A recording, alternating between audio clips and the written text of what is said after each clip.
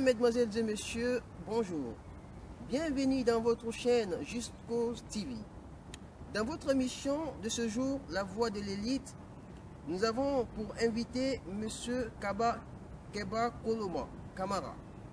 M. Kamara est une personnalité exceptionnelle, un monsieur qui compte parmi l'élite africaine de la diaspora noire ici en France.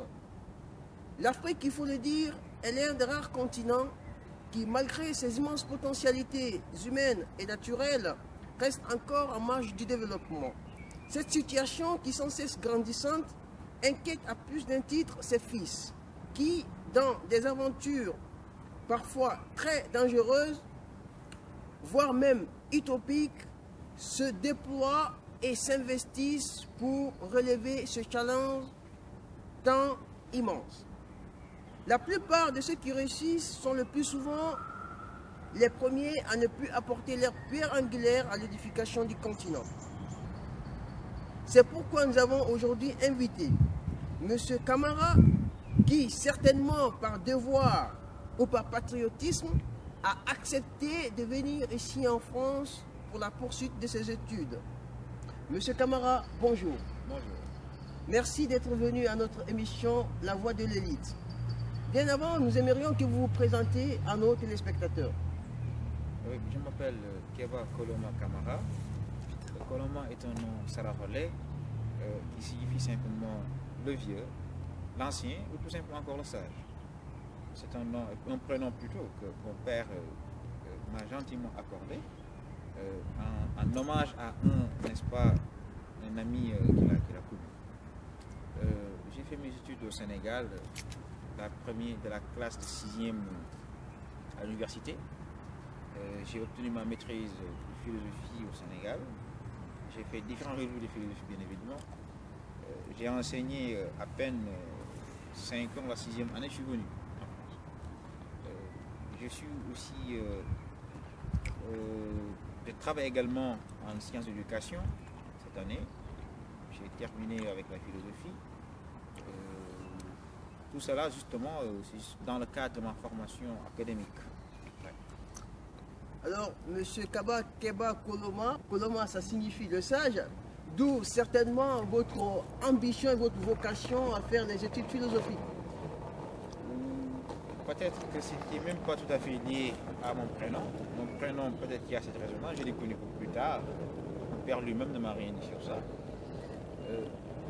Le choix de la philosophie est un choix grave, un choix risqué.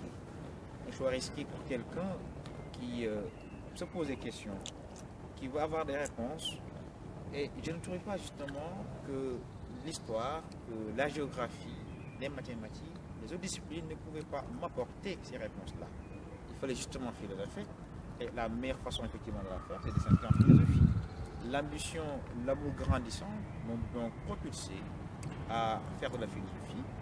Cependant, de nos jours, à chaque fois que j'avance dans cette discipline, d'autres ambitions s'y greffent, d'autres orientations se renouvellent aujourd'hui, et c'est justement la relation avec cette question de foi, la relation avec l'humanisme, la relation avec les sciences. En un mot, c'est toujours comme auparavant des questions existentielles qui baignent et qui me propulsent dans cette étude de la philosophie.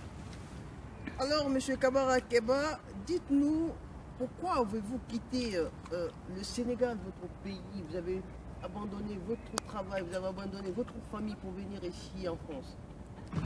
Oui, je viens d'avoir sélectionné dans un programme de recherche internationale de l'Union européenne qui a voulu donc financer les études de quelques étudiants, disent-ils des brillants étudiants, même si je pense que je ne suis pas tout à fait brillant. Ce n'est pas une question de modestie, c'est une affaire de philosophie. Alors, je suis venu pour une raison très simple. Les études sont des investissements humains, investissements personnels, investissements financiers. La chance que j'ai eue, c'est justement venir, étudier, me former, me réorienter, à connaître le maximum de choses possibles. Certes, c'est un choix très dur, qu'il faut abandonner, comme tu l'as si bien dit, le travail, la famille, mais je crois qu'en matière de savoir, le prix à payer, c'est le sacrifice. Tant qu'on n'est pas prêt pour sacrifier, on ne peut pas être ensemble. Aujourd'hui, vous considérez-vous réussi? Je crois que je suis justement au début du commencement. Pour reprendre l'expression, n'est-ce pas, des grands romanciers, Shakespeare et autres, nous ne sommes justement que là où les choses vraiment commencent. Nous ne sommes pas d'abord à la fin.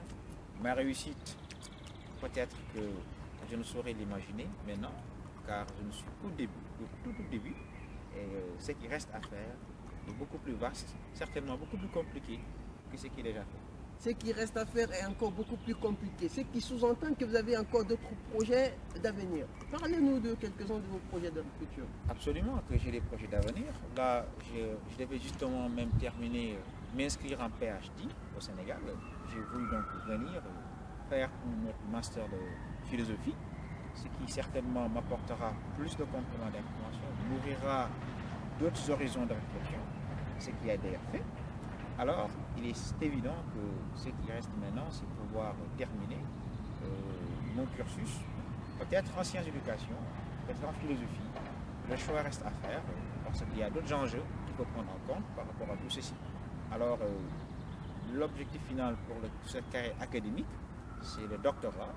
Et après le doctorat, c'est maintenant la consécration et les publications qui doivent suivre pour pouvoir se confirmer comme jeune intellectuel africain.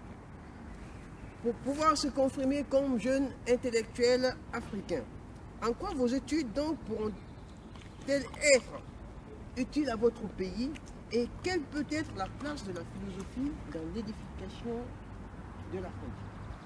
Oui, c'est une très bonne question, une question qu'on se pose souvent. Et l'Afrique a-t-elle besoin de philosophes? L'Afrique a-t-elle besoin de tout ceci? Je crois que oui. Je crois que oui. Tout simplement parce que ce qu'elle apporte, c'est justement cet exercice de réflexion. Ça nous pousse évidemment aussi à comprendre et à mieux maîtriser notre histoire. Je vous donnerai un exemple très simple, parce que justement j'aime les exemples au sens où ça permet d'étayer aussitôt la pensée. Le travail d'un professeur sénégalais, Mamoussé Diagne, sur ce qu'on appelle la critique de la raison orale. L'Afrique n'a pas connu d'écriture, l'Afrique n'a fait que parler.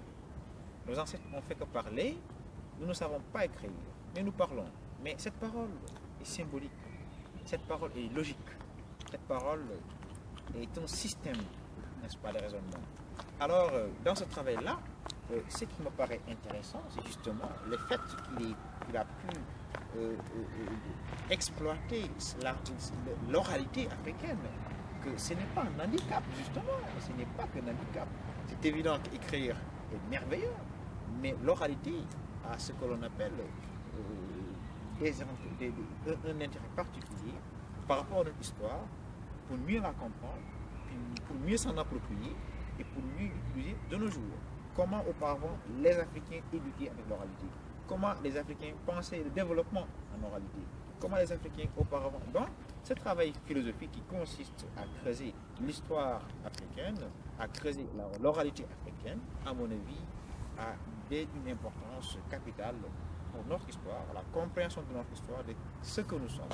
Car ce que nous sommes, si nous ne nous connaissons pas, ou si nous ne faisons pas l'effort de mieux se connaître, certainement nous ne serons que des hybrides dans le monde.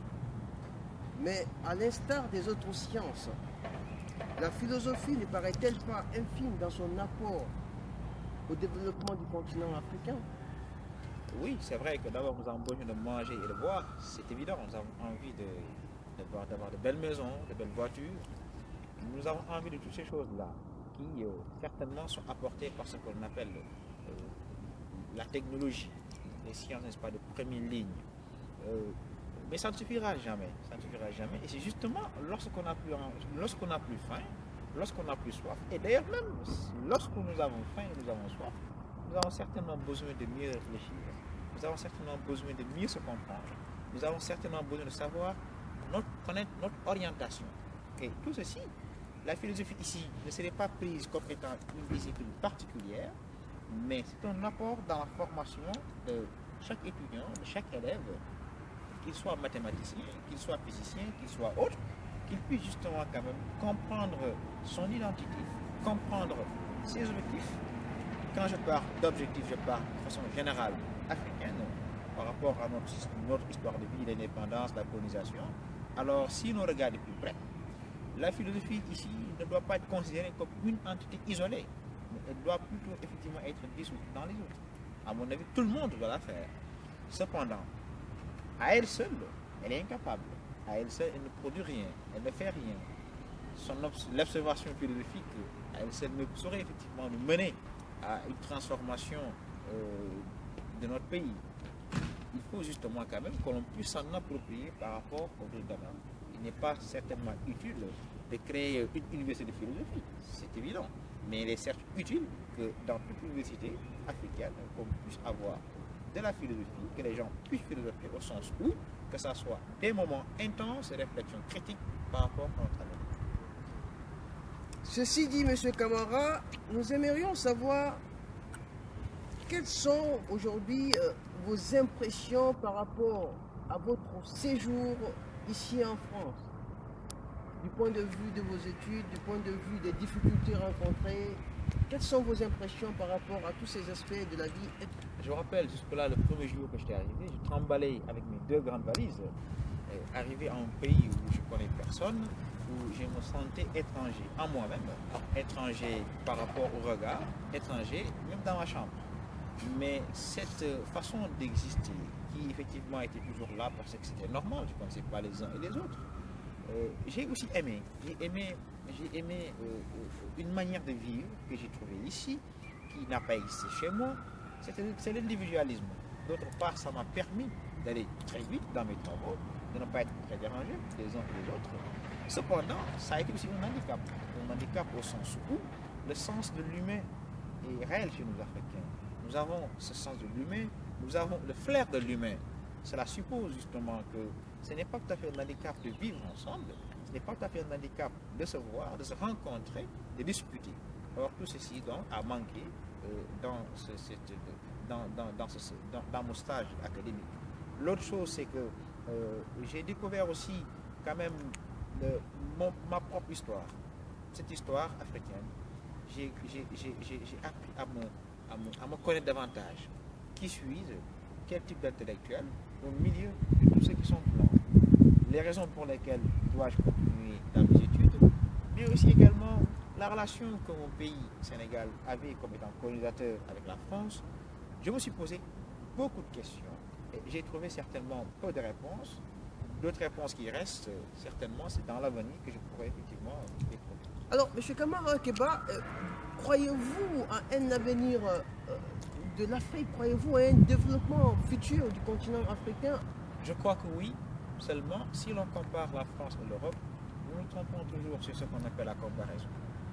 Nous sommes certainement loin, n'est-ce pas, de ces pays sur le plan technologique, sans doute, ils nous dépassent largement. Mais ce qui est important et ce qui est nécessaire pour nous autres, c'est le fait de ne pas manquer d'espoir. Et je crois que l'Africain ne manquera pas d'espoir parce que naturellement c'est un homme d'espoir. Nous sommes hommes d'espoir au sens où nous pensons que le lendemain existera. Et le lendemain existera certainement avec un cadeau du ciel. Cependant, ce qu'il nous faut, c'est qu'on ne doit pas raisonner uniquement dans ce sens. Autrement dit, avoir une croyance, être toujours prêt à accepter le destin.